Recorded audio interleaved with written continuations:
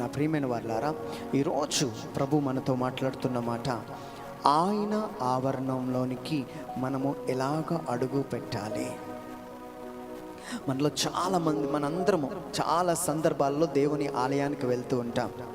కానీ ఈరోజు ప్రభు మనల్ని అంటుంది, నైవేద్యమును తీసుకొని ఆయన ఆవరణంలోనికి రావాలని ప్రభు కోరుకుంటున్నాడు.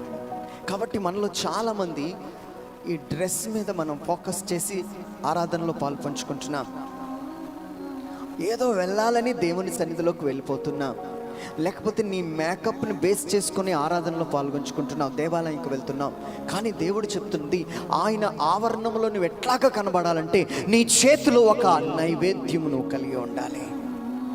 ఆ నైవేద్యము నువ్వు కలిగి ఉంటే దేవుని తేజస్సు ఆ యొక్క దేవాలయం మీదకి వస్తుంది, అంటే నీ మీదకి వస్తుంది ఆ తేజస్సు.